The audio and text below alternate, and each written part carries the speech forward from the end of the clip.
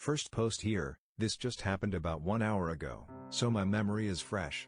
First off, I am living very rural, in a small village with maybe 10 to 15 houses, but close to the highway. You can drive there within maybe 5 minutes, and also about 10 minutes away from the town. If you cross the street, it just takes you about 10 minutes walk to reach the forest. First Christmas Day. In the afternoon, my partner and I decided to go for a little digestive walk, as we were really stuffed from all the food. It was about 1700 hours and already dark when we left, and we had a big and bright LED flashlight with us. I also took my camera and my flash, as I love taking pictures of nature at night. We decided to walk on a little country road towards the forest and then turn right, following a small graveled cycle track close to the forest border, which connects our village and the next, maybe 15 to 20 minutes walk between villages. In the middle part of the track, you have to walk through a small bit of forest. It's rather dark and the trees are very high and quite dense. When we entered, I saw our flashlight reflecting on something and recognized a car being parked there on the side of the track, close to the trees. This struck me as odd, as cars are not allowed to drive there and the path is very narrow and hidden, so I was a bit cautious. My partner pointed the light inside of the car and it seemed to be empty. I also noticed the windows were frozen, so it must have been parking there for a while. A bit in front of the car I spotted a tree with an intriguing structure, and I asked my partner to point the flashlight towards it, so I could focus better and photograph it with my flash. After I took a few images, my partner told me, there is someone standing behind us in the middle of the road, he is looking at us. Nobody was following us the whole way, I kept looking around and behind us occasionally. Because at this time in the evening and close to the border of the forest there are boars sometimes, and it's mating season, so they are more aggressive than usual. Indeed there was a man standing behind us, staying out of the flashlight's reach. He wasn't saying anything, just standing there and facing us. At first, I thought he might be startled, as it may seem a bit weird if someone's just taking photos around your car. It was not even legal to drive on that path with the car. I decided to get up and confront him from a distance, explaining to him that I was just taking photos of that tree. He didn't react and still just stood there. I then went on to ask him if he needed some light, and he replied that this wasn't necessary.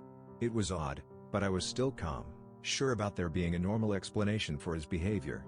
Nonetheless, my partner and I decided to just GTFO and followed the path leading to the next village. It was maybe 5 to 7 minutes until we reached it. I remembered the letters on his license plate, not the numbers though, unfortunately, and Googled it, and it turned out that he was from a city about 6 hours away from our village. Mind you, the country I live in is in a very strict lockdown right now, so you are only allowed to travel, even by car, if you have very urgent reasons. After we reached the first lantern of the next village, we looked back and observed the car driving a bit out of the forest, turning around, and going back inside. I was able to see that he parked there again and turned the lights off. He didn't leave the forest. We then went home on a much longer way than initially intended, as I didn't want to go back there for obvious reasons.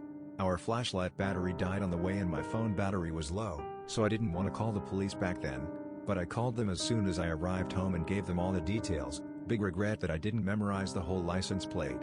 But it was just so surprising that I seriously didn't think about it. Also, it only occurred to me as really strange when I thought about the frozen windows and that he could impossibly have walked behind us, plus him having no light and not responding.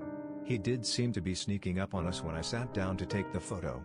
I think I was very lucky to have my partner, the camera, and the bright light with me. I don't want to imagine what could have happened if I was alone. So, creepy guy sneaking around in the forest. Let's not meet.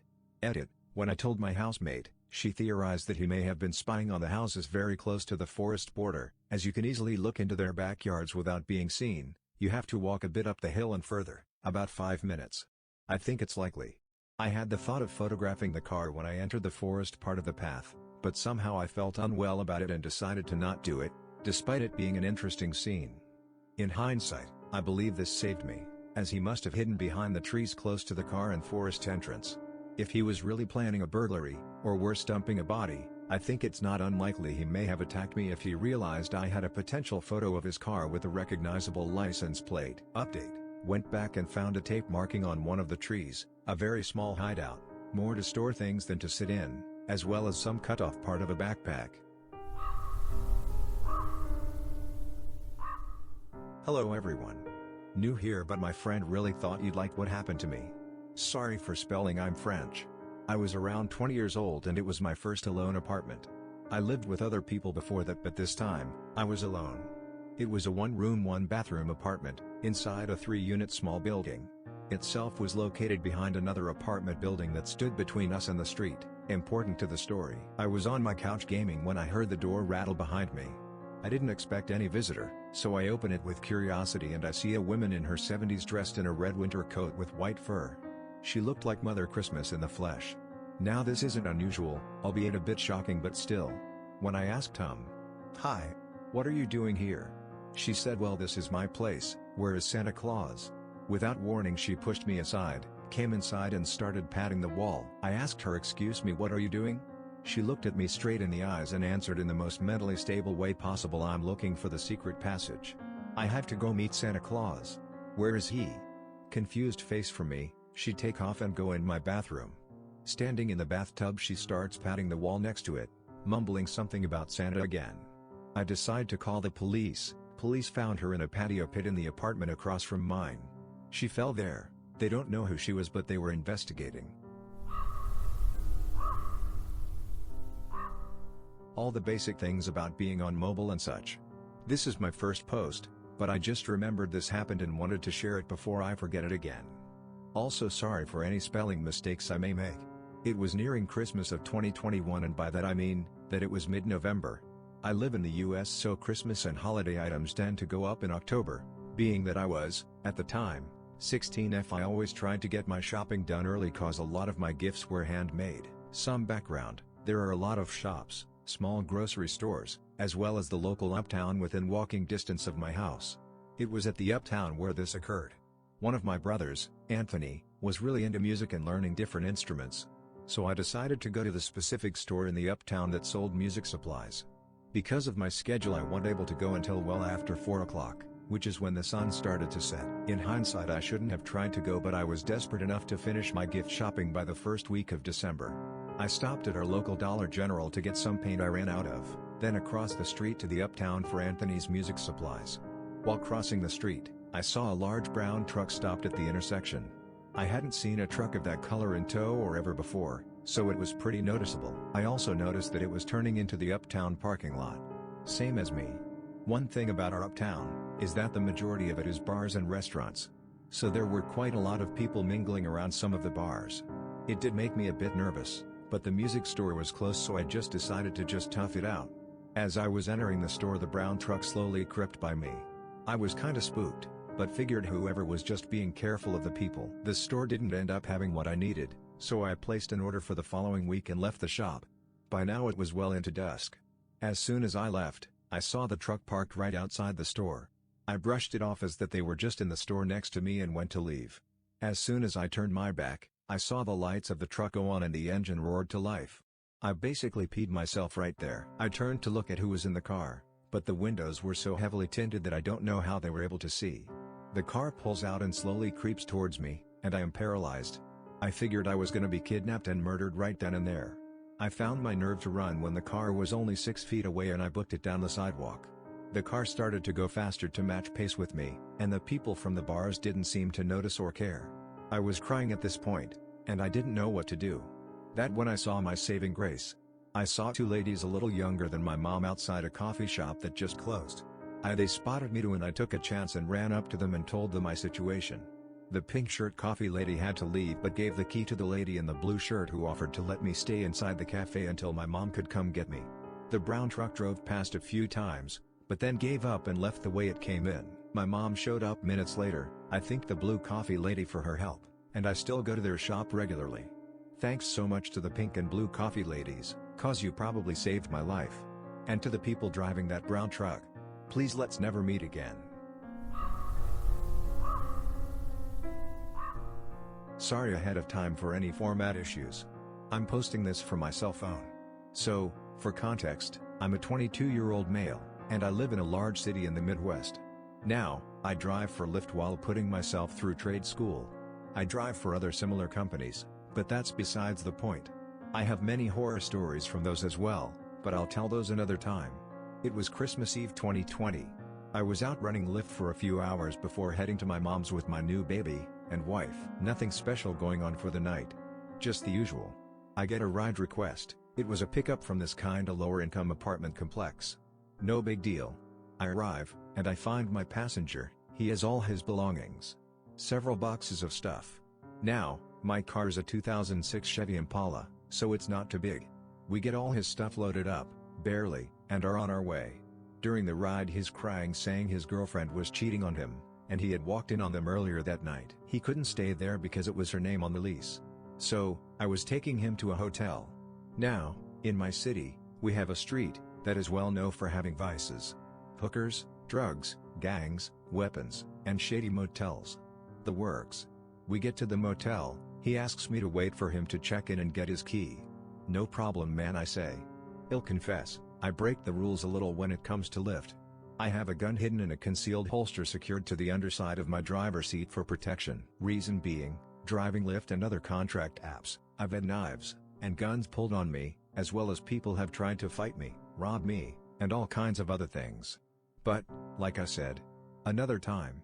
This motel was on that street I mentioned before. Homeless people were everywhere. There was a dude on the far corner of the complex that still had a needle in his arm, passed out against the building, and I'm a big fan of true crime and horror narration, so I'm on edge. He gets his key. The whole motel is ground level, so to help the guy out I drive to his door. As I mentioned before, he had a lot of stuff. So, I started to help him unload his stuff. While on my second trip getting stuff, I saw a guy come out of a room just to the south of my car, followed by two ladies. They came up to the room I was next to, not my passenger. One of the ladies pounded on the door, then opened it. That's when I saw the guy raise a fucking shotgun up out of his long coat and storm into the room. The two ladies followed his, slamming the door behind them. Following, I heard a lot of yelling and shouting. I was just waiting for shots to ring out. Out of nowhere my passenger came up behind me. I can take this man. Go ahead and take off. Have a Merry Christmas. And he gave me a cash tip. I didn't even notice he took the boxes out of my hands or slid a $5 bill in my pocket. I was frozen. I knew what may have been going down in that room. I had to leave, or at least get to where I could get my gun. I know the guy and both ladies saw me, and I know they knew I saw the gun. I had to get out of there. You know, no witnesses. I got in my car, and sped away quickly. I got a block or so away and called the cops. I have them every detail. After I got off the phone with the police I signed out a Lyft. I hadn't made much money, but I was done. I got a call later that night. The cops investigated. They never found the gunman or the women. They never answered the door I saw them come out of.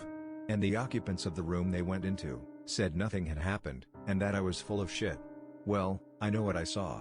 So, to the gunman I saw with the shotgun, who I'm sure was making a statement to someone about a debt, let's not meet again. This happened in 2005 during Christmas vacation. I moved away for college and came back home to visit for the holidays. Spent a week in my hometown in a snowy state. On my last night there my friend and I decided to go sledding at 3 a.m. We get in her car and both go down a few times. We're both at the top of the hill. She gets ready to go again. But I stop her. She asked what's wrong, and I tell her that I had a bad feeling. The hair on the back of my neck was standing up, and I felt nervous. I told her we need to leave now. We drive back to my family home. We lived in a town where no one locked their doors. The crime was almost nothing and all the neighbors knew each other. When we got back something told me to lock all the doors. Then I checked the windows and several were unlocked. My flight was only 4 hours away to go back to campus. I slept for maybe 2. I wanted to see the snow and smell the fresh air, so I stepped outside. I looked at a huge pine tree we had in the front/side of our yard. I always thought the way snow laid on the branches looked so beautiful, and something caught my eye. What should have been pure fresh snow was littered in huge man-sized footprints. They wrapped around the tree and went towards the backyard. I was thinking maybe my uncle had been out there smoking or something. Just thinking of anything to rationalize why those prints were there. The same feeling came back to me when we were sledding. The anxious and paranoid feeling in the pit of my stomach. I look to my left and I see a man. He is running. He is sprinting. Staring straight at me. He was probably close to 300 pounds and maybe 6 feet, and for his size he was super fast. I froze in fear with realization he's not just doing a morning jog and he is coming to me. I tried to move several times but I was almost too scared. With everything in me I opened my front door, slammed it shut, and locked it. I run to the window and look onto my porch and see the man standing there. He had his hand on my door. He turns his head and I follow his gaze to a man in a white van. The guy in the van throws up his hands in a gesture to say, Well, the runner just threw up his hands and shook his head. The runner walks to the van, gets in, and they drive away. My heart still pounding, I wake up my friend and make her walk around the house with me.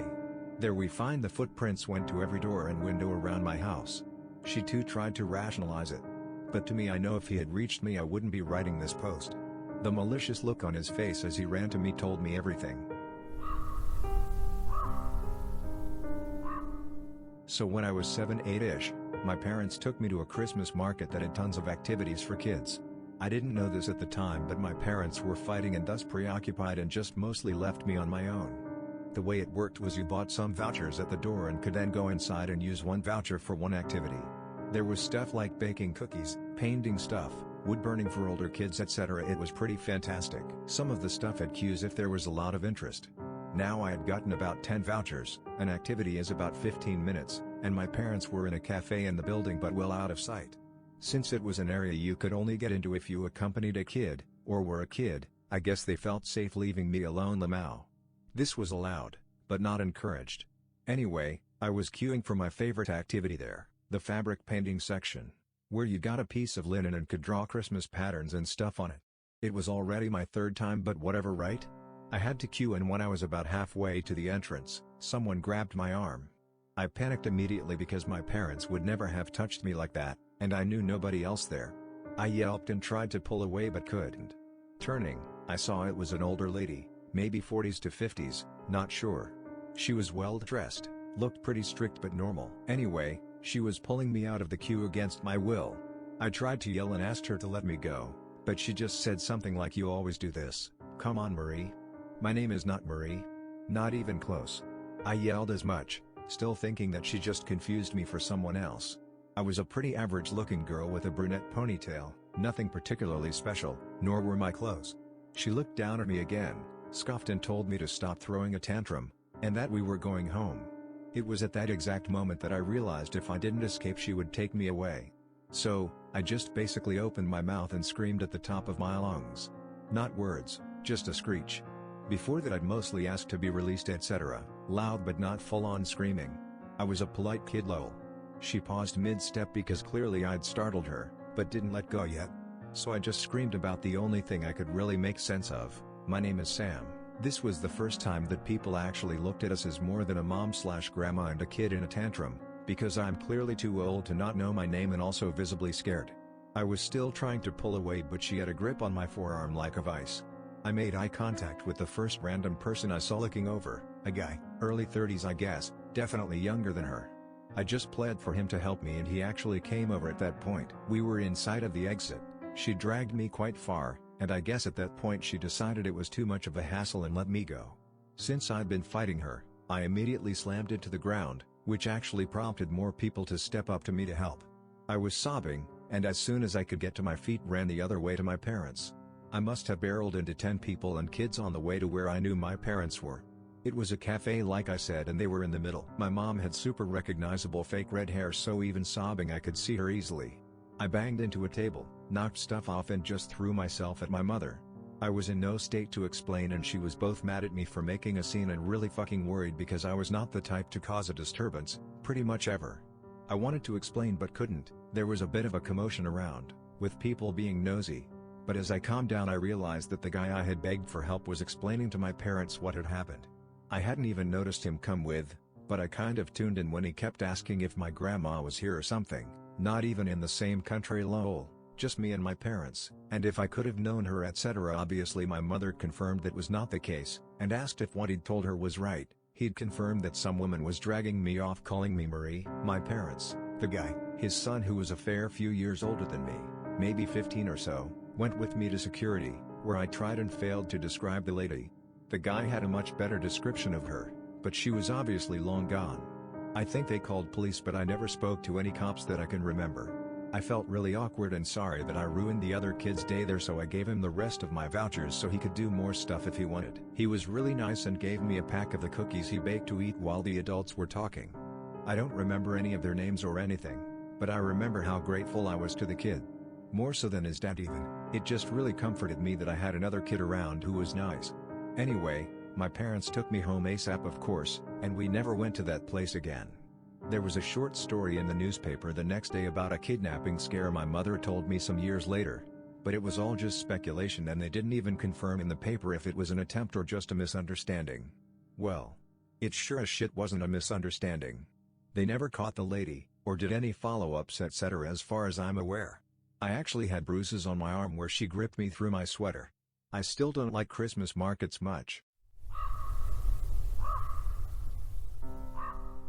This happened in 2019. I was in my second year of college and living in a townhome about a 10-minute walk from campus. I lived with 2 other girls at the time, but they were all back at their parents' house for the holiday. I work in healthcare and was working Christmas this year. A little bit of a backstory: there used to be 4 of us living there, but one girl had moved out due to issues with her boyfriend. He was a jackass who abused our kindness on allowing him to stay there, was only supposed to come every so often but basically ended up living there. We told her she needed to kick him out after an incident with him one night after he got physical with her and verbally abusive with the rest of us. She wouldn't listen and we told her we would have to talk to the landlord then. Long story short, she ended up moving out and left on bad terms with us. On another side note here, I have been in physically/mentally abusive relationship before. So I understand how things may have been going for her. I tried my best for 2 years at that point to help open her eyes to the abuse and get her away from him. At this point it was affecting everyone and we didn't feel safe with him there etc. so she moved out. Okay, back to the story.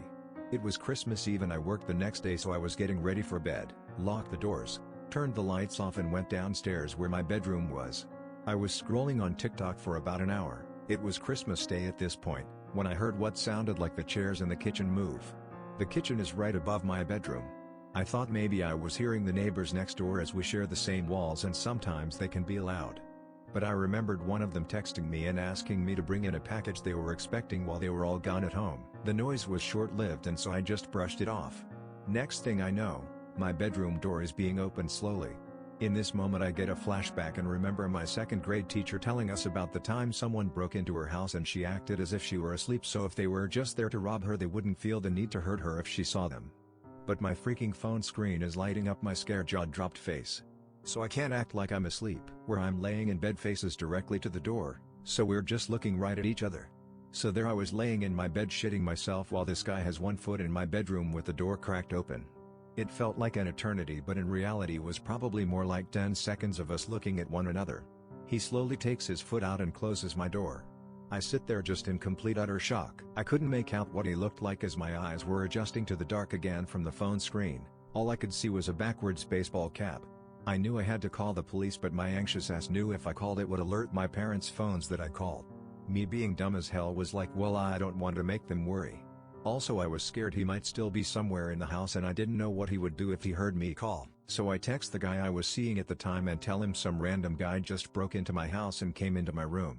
He snapped me out of it and told me to call the police, and so I did.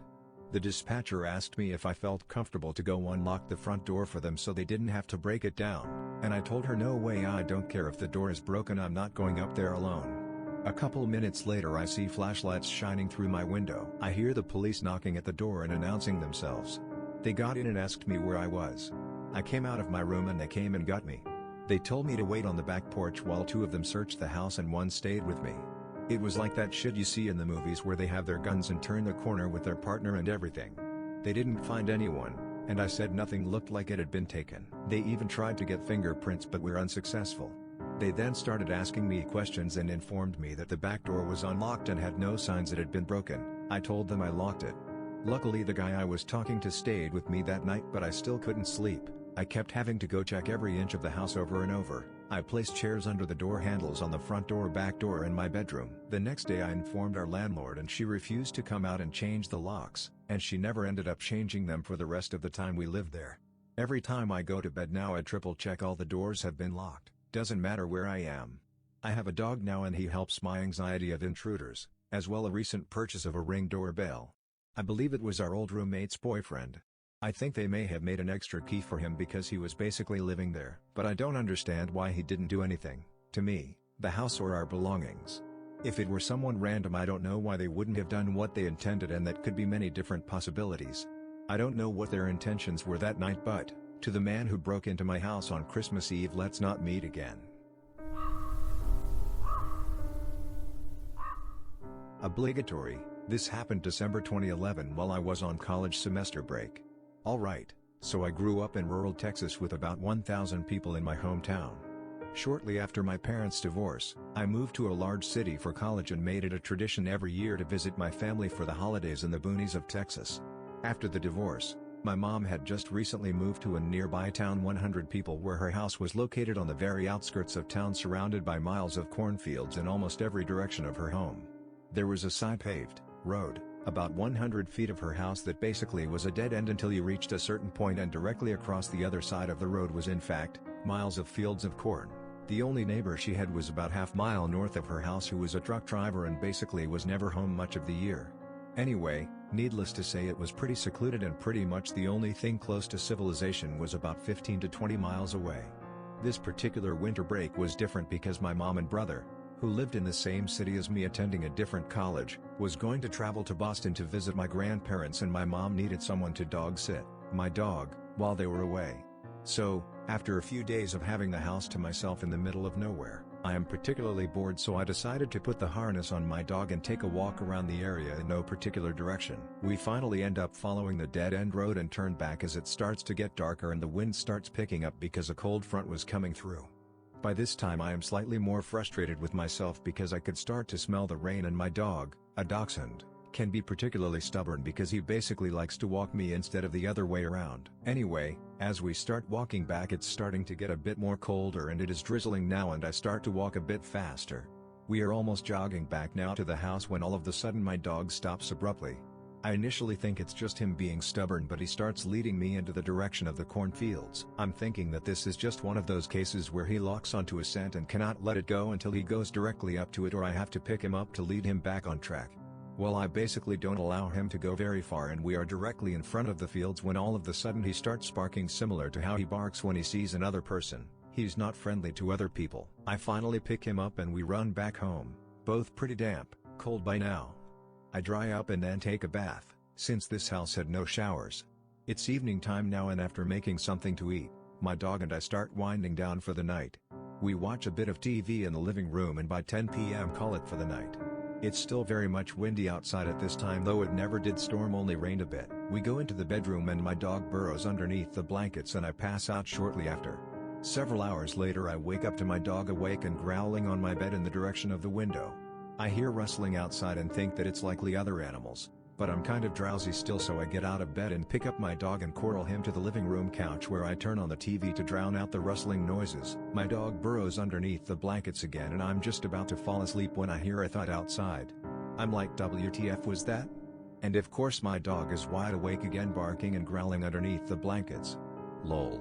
Anyway, I'm pretty much wide awake now and I kind of start getting annoyed with my dog, so I basically turn up the TV to hopefully drown out the rustling outside once again.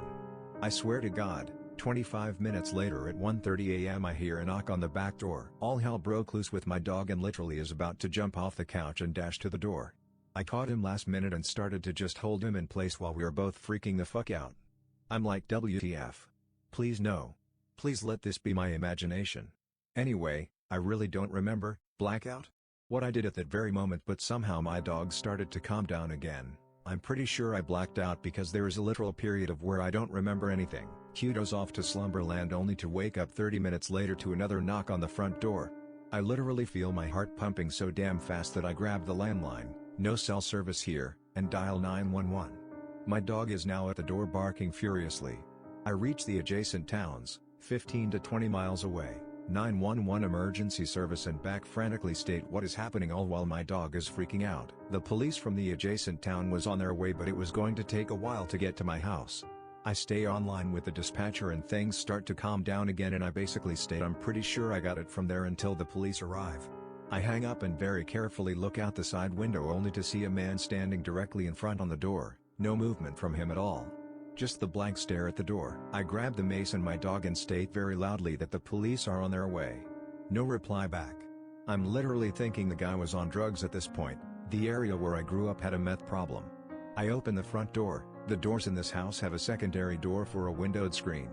It's locked and it would take effort to get in because screen plus triple pane. I look into his face and basically ask what the fuck he wants and told him that the police are about to be here. He just stares blankly. Pause for what must have been the longest 20 seconds in my life. He opens his mouth and asks if I want to play a game with him. After that, I immediately shut the door and yell back furiously, "Oh fuck, absolutely not." I literally wait in the bedroom and watch him on my porch for about 5 minutes just staring blankly at the door. No movement whatsoever. He finally turns around and just walks away.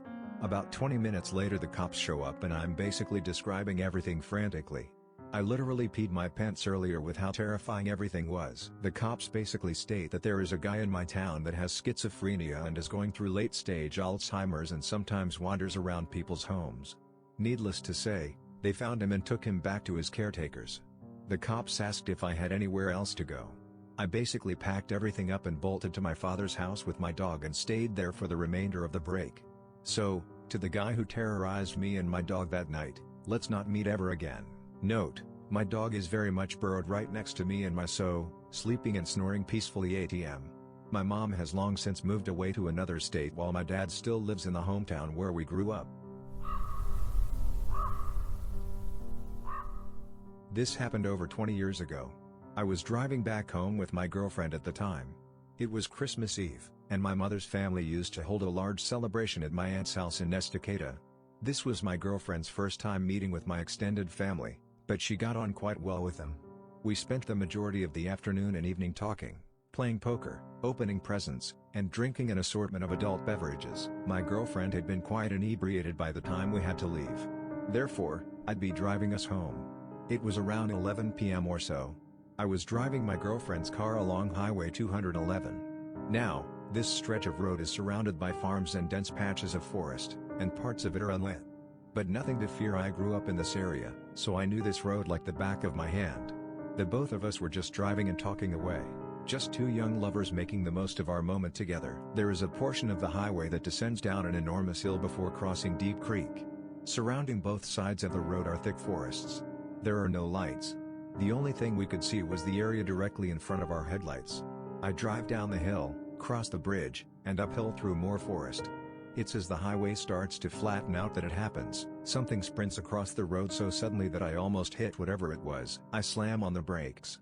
I turn to my girlfriend and ask her if she saw it. She confirmed that she had, but she couldn't make out what it was. Maybe it was a coyote, as they are a fairly common sight in this area. But something felt off about it. Whatever it was that ran in front of car disappeared into the woods next to the road. Coyotes don't usually just dart out in front of cars. Not like that anyway. So for some reason, I decide to check it out. I turn the car around and switch on the high beams to better light up the forest in which this thing had vanished in. I step out of the car, and walk towards the woods. I don't see anything. But now it feels like perhaps I'd made a grave error. My heart is pounding, and the hairs on the back of my neck are standing at full attention. But I still don't see anything unusual in the trees. Suddenly the car's horn blasts. It's not a beep beep beep that you'd get if, say, your driver or passenger wanted you to hurry up and get in the car. No, this was a long blaring beep. I walked back into the car, and asked my girlfriend why she leaned on the horn like that. She said nothing. Instead, she pointed to a spot about 50 feet from where I was standing. I looked over in that direction, and that's when I saw it. Surely this was the thing that ran in front of our car. It was a man. He was completely naked. His skin was covered in dirt and mud. And in one of his hands, he was holding a hatchet. He looked back at us.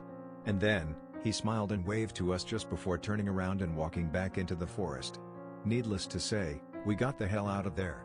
Once we were safely driving again, my girlfriend explained what had just happened. While I was trying to look for the man in the area he initially vanished in, he circled back around and came out from another spot in the forest, beyond my car headlights. My girlfriend had seen something out of the corner of her eye. And that's when she saw him. Before she honked the horn, he was walking towards me, his hatchet raised as if making to strike me. We called the authorities once we got safely back home. But they never found anybody, or they just didn't tell us. But the officer we spoke to explained his theory. The man was obviously looking to ambush unsuspecting lone travelers for Lord only knows what reason. We all agreed that my girlfriend's quick thinking saved my life, as it let my potential killer know that I wasn't alone out there. I moved back into the area recently, so I now drive that highway often. No naked hatchet man sightings yet. But I can tell you that I'm definitely extra vigilant now. Especially near Deep Creek. To start off, please forgive me for my poor grammar and whatnot. I am on my lunch break at work on my mobile. When I was about 17 I worked as a hostess in this restaurant and bar. If you have ever seen the movie Waiting, that's exactly what it was like working at that restaurant. My stepbrother was my manager and one of the kitchen workers was my godfather's son. It's important to know that my godfather is my dad's best friend. We will get to that later. It was around Christmas time and we were having our Christmas party at our second location and it started at 9 p.m. Everything that day was normal for me, but I noticed my mom kind of acting weird. When it was time to leave, my mom kept trying to talk me out of going. I wasn't going to miss the party, no way. So before I leave my mom asks me to call when I get there and call before I leave to head home. Which was weird because she wasn't too strict with me. I get to the party and everything is fine until my godfather's son comes up to me and was telling me he was surprised I was there considering. I asked him what that meant and he was surprised no one filled me in on what's going on. I come to find out that day at the restaurant some man who was rough looking and had a teardrop tattoo under his eye came in asking where I was. The staff then told him I didn't work that day and that they can't give out that kind of information. He proceeds to tell my stepbrother, the manager, that he is my long-lost father, that I have no idea about him but he wants to surprise me. At this point my godfather's son comes out and hears the conversation and tells the man that he knows my father and that I look like him. The man leaves. And I've got to say that my dad is 100% my father. I even look like him. So after this they get a little worried that man had some other kind of bad intentions and call my mother. I don't even know who that man could have been, but I know for a while I was getting random calls without someone talking, just breathing, and I often would feel uncomfortable out alone. To this day I wonder who that was and what they were planning. So I've never actually posted on Reddit, but I've become obsessed with this community and wanted to share my story. I apologize if the format isn't correct, just let me know. I'm not going to be using names for the sake of my privacy. I will say that my mom is a disabled parent and has a hard time moving around, so I was scared for my mom. This happened back in 2016 on Christmas Eve night. We had just gotten back from my sister's and we were sitting in the car for a few. It was fairly cold, keep this in mind. Also, side note, we had a bunch of cats, so at first we hadn't thought anything of it. We sat there for about 10 minutes and we heard rustling. Not thinking anything about it because of the cats, we blew it off. No, even a minute later we heard it again. My mom just so happened to look up and there was a bald man in a wife-beater tank top and shorts. My mom and I both had that uneasy feeling because of his choice of clothing. It was 32 degrees and he's in summertime clothes. Weird. My mom has her window cracked and he was barely a foot from our car. Mom yelled out to him and said to back away from our car, which surprise he didn't. He continued to stand there and stare at us. My mom decided to try and scare him. She yelled out to him that she had a gun and would blow his shit away. Exact words. She didn't have her gun on her, but she definitely made sure he thought she did. He threw his hands up but continued to get closer to her car, so my mom threw her phone at me and I was told to dial 911. I told the dispatcher what was going on and she said she'd have the police there right away. My mother proceeded to try to run him down, but he went between two porches, but our car wouldn't fit because of how close the porches were to each other. Finally, about half a fucking hour later, the cops finally showed up and took our statement. The station was literally right down the road from us, and if he had actually tried something I felt as if it would have been too late. If he hadn't ran I wouldn't have thought he had ill intentions, but he ran. So I was very pissed off it took so long for the cops to show up. The cops stayed and looked everywhere for him but came up empty. My mom nor I slept that night or finished opening presents because of fear that he would come back. The police thought maybe he wanted to steal the gifts that were in the car, but we may never know. The scariest part is months later it came to light that he had escaped jail. He was put in for assault, so who knows what he would have done to me and my mom. So to the escaped convict who scared the shit out of my mom and I, let's not ever meet again. I recently came across this sub and boy do I have a story that fits. For context, this happened 20 years ago just after Christmas. I had turned 6 a month prior. My mom went out one day and left my then 16-year-old cousin to look after me and my 2 older siblings, brother 8, sister 11. My cousin decided to take us out to the city, which was 10 minutes from where we lived. We took the bus, walked around the city in incredibly unsafe neighborhoods with basically another child responsible for us. And after a few hours got tired and decided to go home. The city had a central area for the buses, not a bus station but like a huge perfectly square field with some plants and flowers and bushes. Lining all 4 sides along the streets were a couple bus stops and benches, so basically you could catch several different buses from that area going all over the county/city. Since it was just after Christmas, the bushes along the field were still covered in Christmas lights. As we waited for the bus, I began to wander away as I admired the lights. My cousin none the wiser. At some point I heard a man say hi. I looked up from the bush and he was smiling down at me. Thinking back on it once I got older, it was clear he was homeless and was probably on drugs. He had longish brown hair that was wet, teeth that were black along the gums, and his clothes were incredibly dirty and torn and he had several jackets on. None of this really registered in my 6-year-old brain, so I just smiled back up and said hi. He asked if I liked looking at the lights, and I said yes. They're pretty. He said, and I'll never forget this exact sentence, if you like Christmas lights, I've got some really cool lights at my house you'll love. Wanna come see 'em? I eagerly said yes, so he reached down his hand to me and I took it. We started to walk away, and we're headed to the corner of the field where a few big buildings were. He said his apartment was just a couple blocks away, so we were headed around the corner of the building when my arm jerked backwards and I turned to see my sister pulling me away from him. He didn't say a single word, just took off instantly running. It took a few years for me to fully grasp the danger I was in. My sister and brother talked about what happened a lot and how scary it was. When I finally got a little older I appreciated how terrifying that all was and how close I was to having my life change or end forever. If I had rounded that city corner with him, they never would have been able to find me in time because they wouldn't even know where to start looking before we disappeared around the corner and into the city. It's something we still bring up sometimes to this day. To that homeless man, let's not meet again.